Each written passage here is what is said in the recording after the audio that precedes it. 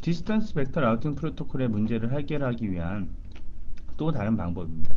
트리거 업데이트인데요. 트리거 업데이트는 어떤 문제가 생겼을 때, 즉 이런 얘기로요. 어떤 문제가 생겼으면 즉시 이 정보를 다 알려버려라, 이 얘기입니다. 립과 같은 디스턴스 라우팅 프로토콜은 어떠한 시간을 가지고 자기의 정보를 인터벌을 가지고 보내게 되거든요. 립 같으면 이제 30초인데 30초마다 라우팅 정보를 주고받게 됩니다. 자기 라우터 자체의 입장에서는 주는 거죠. 보내기만 하면 상대방 라우터도 자기의 그 30초라는 어떤 타이머에 따라서 정보를 보내는 거니까요. 이렇게 되는 건데, 그림에서 10의 0에 6의 0, 이 네트워크가 다운됐다고 가정을 하면 이 정보를 동시에 B하고 C로 보냅니다. 그럼 얘네들도 다시 이렇게 빨리 A한테 보내야 되는데, 트리거 업데이트의 문제점은 요게 정확하게 이루어지면 되지만, 만약에 링크 상에서, 이 네트워크 상에서 갑자기 잠깐 문제가 생겼어요. 바로 요 패키가 처분이 됐다. A는 모르는 거죠. 이 문제가 생겼는지 아니면 정상적인지 정상적으로 업데이트가 될 수가 없습니다.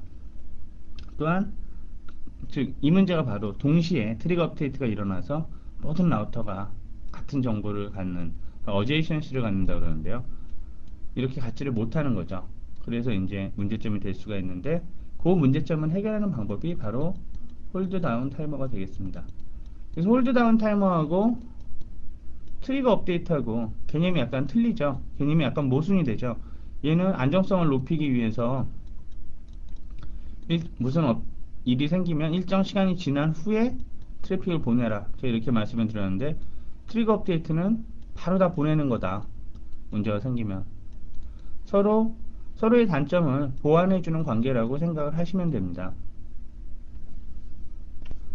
지금까지 그 거리 벡터 라우팅 프로토콜의 디스턴스 벡터 라우팅 프로토콜의 여러 가지 그 문제점, 즉 라우팅 루프가 생겼을 때 이에 대한 해결책을 살펴봤는데요.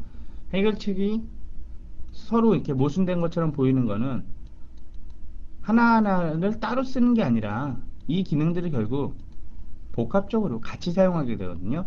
그래서 서로 다 보완을 해준다. 그렇기 때문에 좀 개별적으로만 뜯어보면 1번과 2번 얘기가 좀 다른 것 같고 2번과 3번 얘기가 다른 것 같고 이렇게 이해가 되실 겁니다.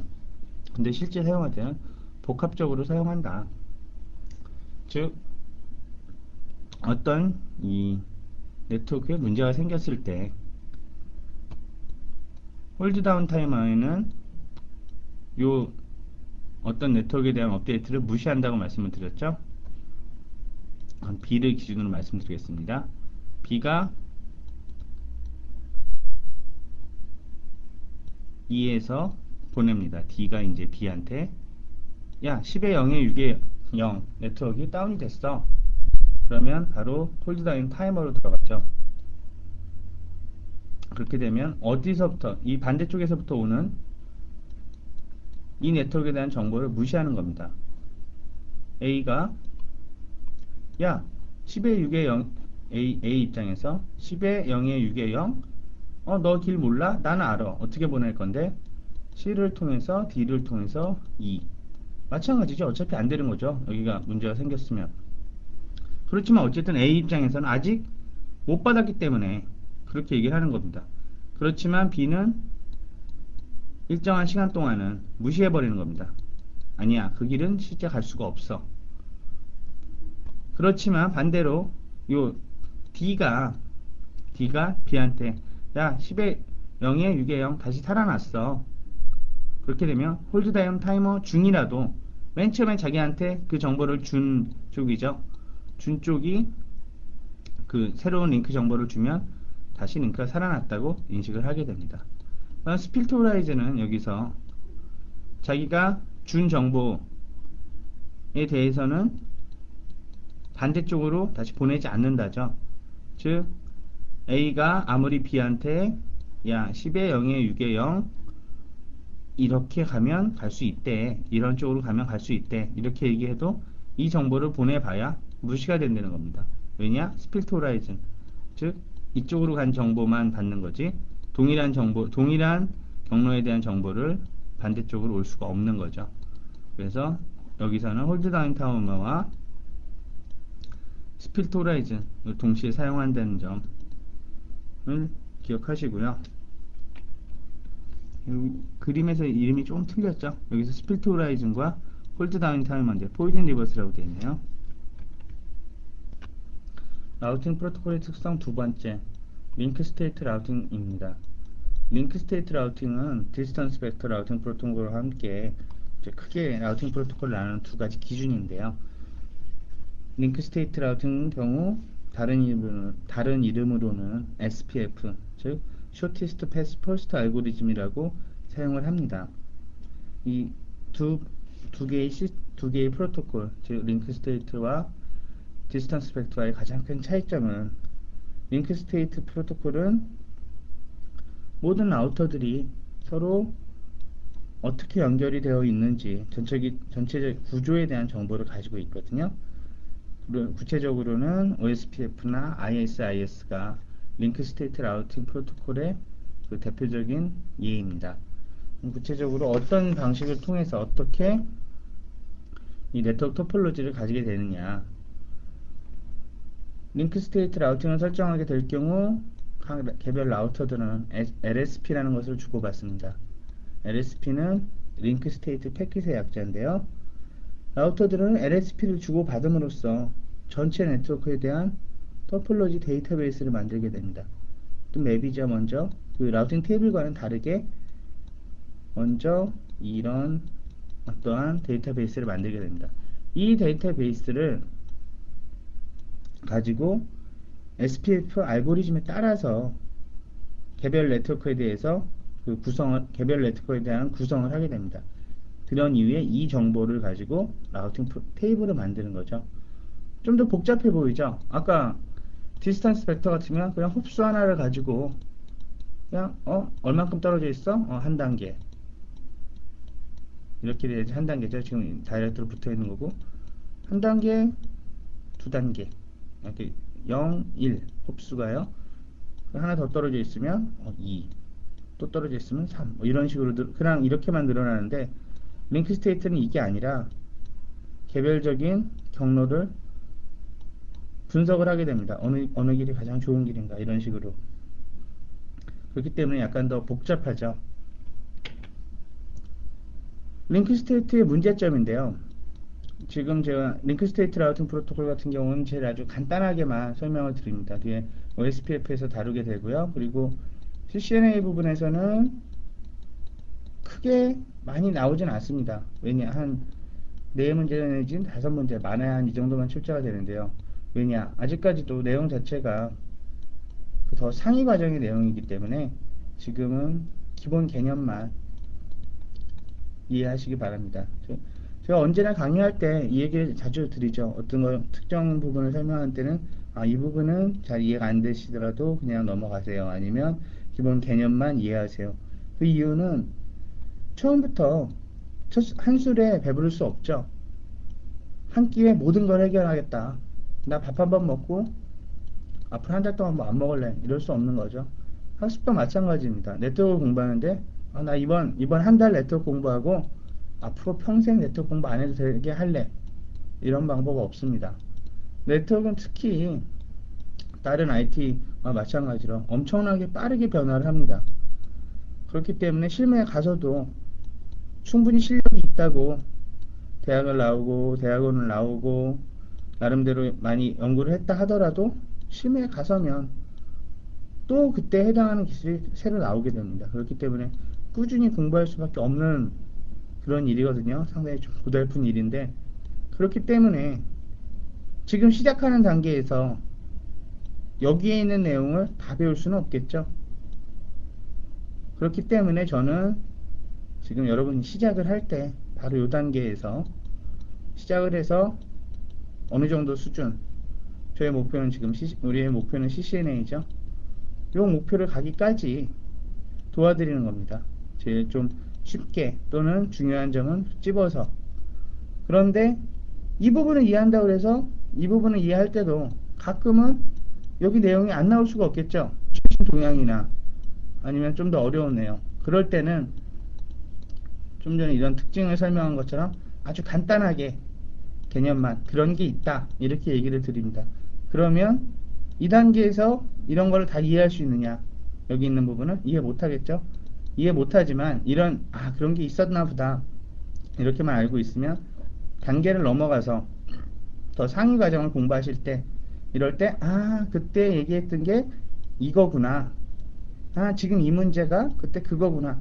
그런 식으로 쉽게 이해를 하실 수 있습니다. 또 넓게 보고 좀 길게 보는 그런 관점에서 공부를 하시려고 제가 좀 CCNA 이상의 좀 더 어려운 내용도 가끔 다루게 되니까요. 그런 부분 가지고 그 무슨 얘기인지 모르겠다.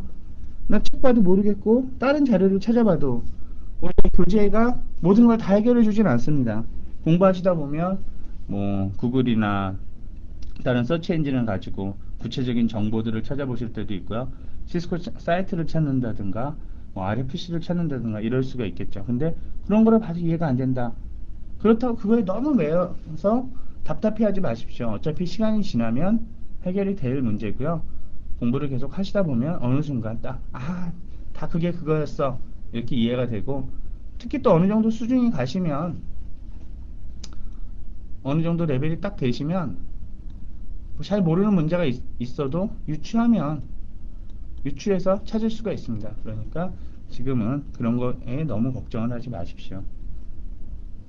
이게 또 잠깐 딴 데로 빠졌는데요. 자꾸 계속 똑같은 내용 슬라이드 얘기만 하면 지루하실 것 같아서 제가 슬라이드에도 없고 교재에도 없고 그냥 제가 보통 오프라인 강의할 때 얘기하는 거를 잠깐 삽입해 봤습니다.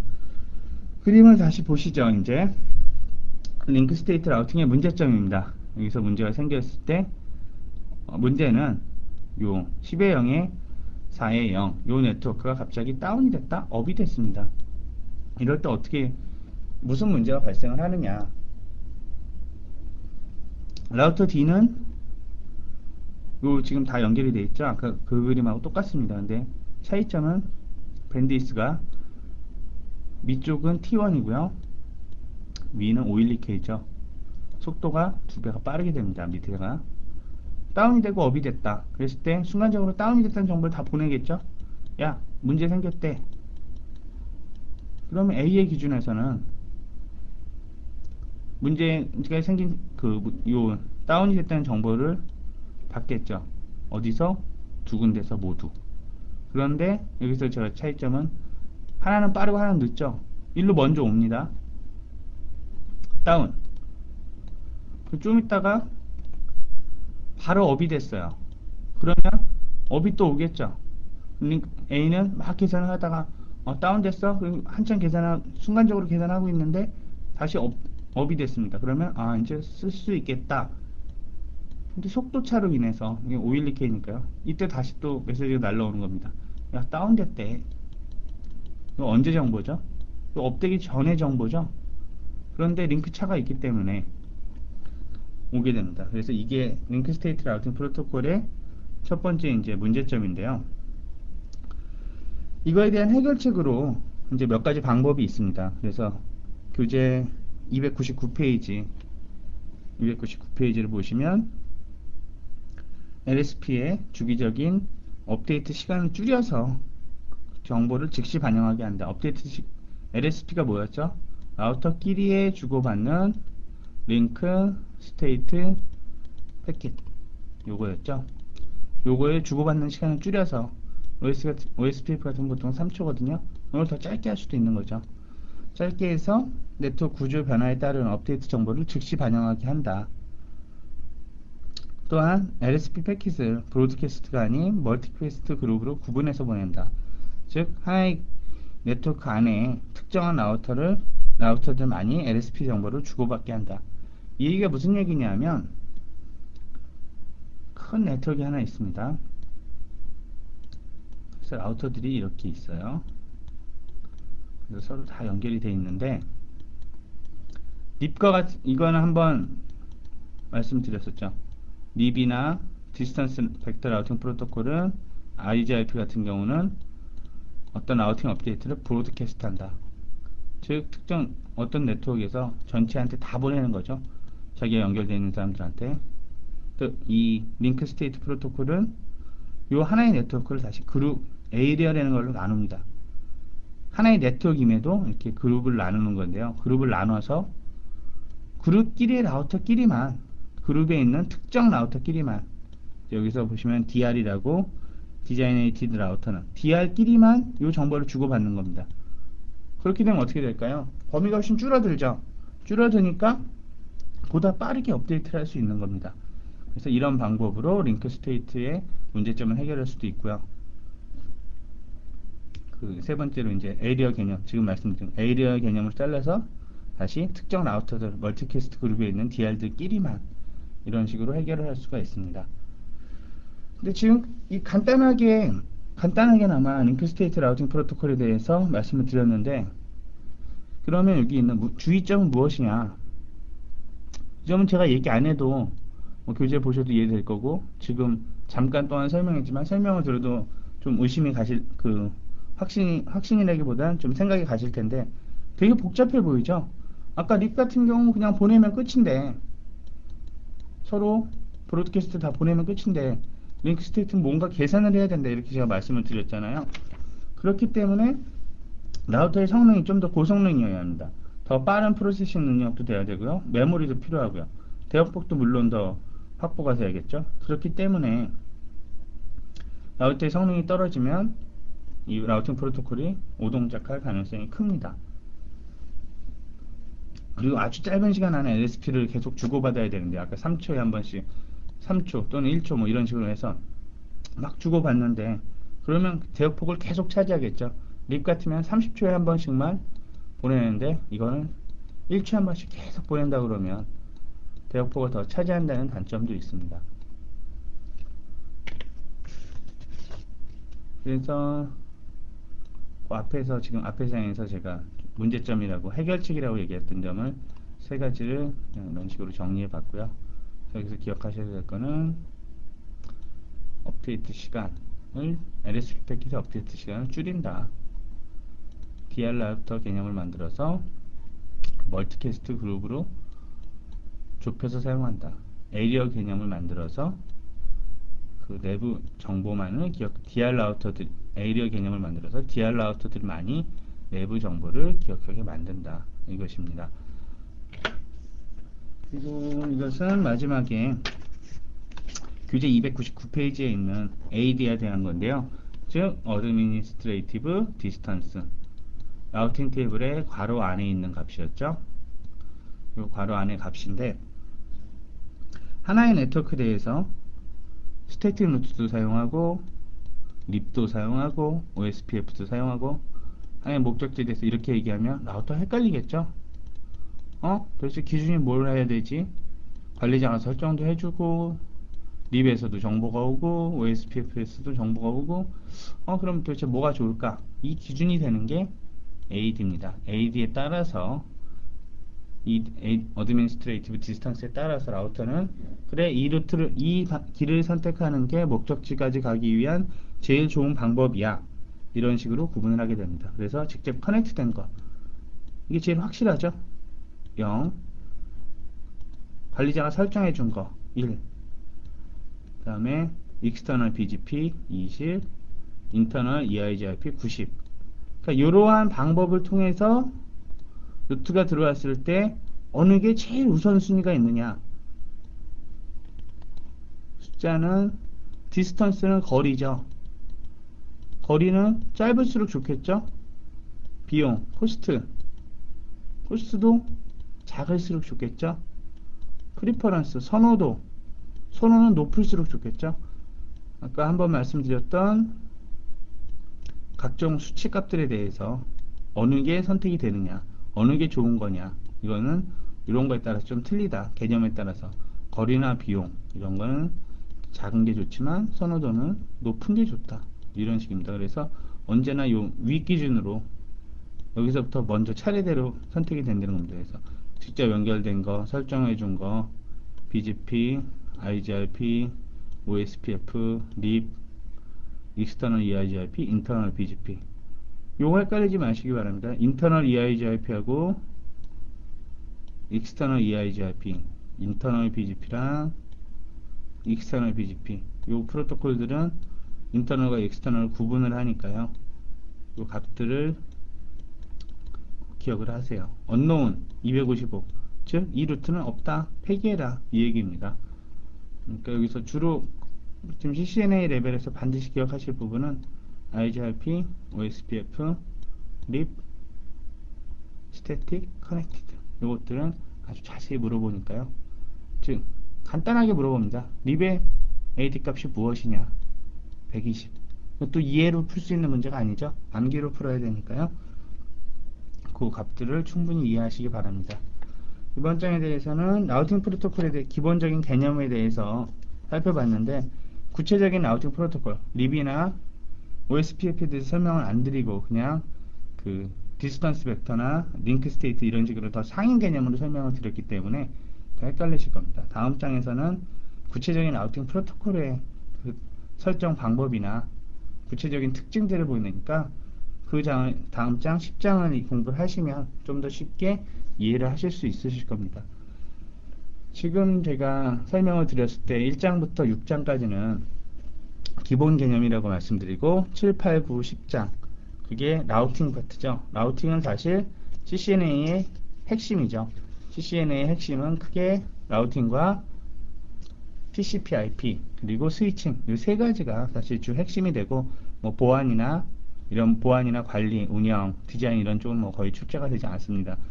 그렇기 때문에 내용이 좀 어렵다 하더라도, 어려울 수도 있지만 라우팅이 제일 또 흥미로운 부분입니다. 제일 재밌고요. 라우팅 공부를 하시다 보면 그 라우팅 프로토콜의 특징들 막 다른 것들, 동작하는 것들을 공부하다 보면 그게 제일 또 흥미를 가지시고 네트워크가 재밌다고 느끼실 수 있으니까요. 좀 더 관심을 가지고 그렇게 공부하시기 바랍니다.